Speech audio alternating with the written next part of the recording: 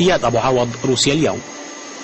وحدة الإنقاذ 179 تتحدى الكوارث الطبيعية في روسيا والعالم، وتساهم في إنقاذ الأرواح وتخفيف معاناة الناس في كل مكان، فهي مدرسة متكاملة في فنون إنقاذ أرواح البشر.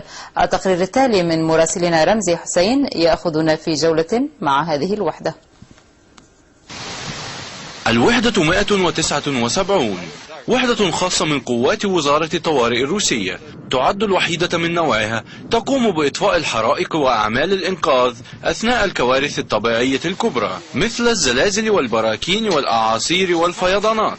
وقد شاركت هذه الوحدة العسكرية في الإنقاذ ليس على مستوى روسيا فحسب، بل وفي شتى البقاع المنكوبة حول العالم. فكانت آخر تلك المهمات المشاركة في أعمال إنقاذ ضحايا الزلزال في جنوب شرق آسيا.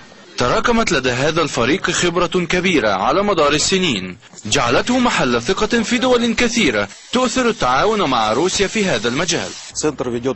يقوم هذا المركز بتدريب المتخصصين وعمال الإنقاذ في 21 تخصصا، من بينها أعمال الإنقاذ والتسلق والغطس التجاري وصيانة المعدات.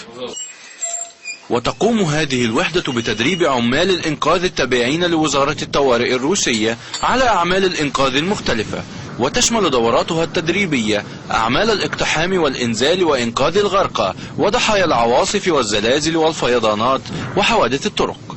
كما تشمل هذه الدورات التأهيلية إزالة الألغام والقنابل، بالإضافة إلى التعامل مع أخطار التسربات الكيماوية والغازية.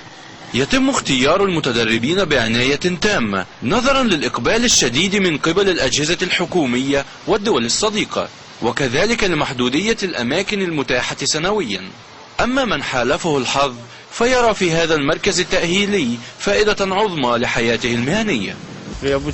تدربت في المعهد الروسي لإعداد عمال الإنقاذ في مجال القفز بالمظلات، واكتسبت الكثير من الخبرات. انتابني إحساس بالحيرة والقلق في البداية، ولكنني تغلبت عليه عبر التدريبات المكثفة. وقد حرص العديد من الدول على الاستفادة من خبرات هذا المركز التدريبي، حيث استقبل على مدار السنوات السابقة وفودا من الولايات المتحدة وفرنسا والنرويج والصين وغيرها من دول الاتحاد الأوروبي والعالم. استعدادات هائلة وصورة ناطقة غنية عن الوصف. رمزي حسين، روسيا اليوم، من ضواحي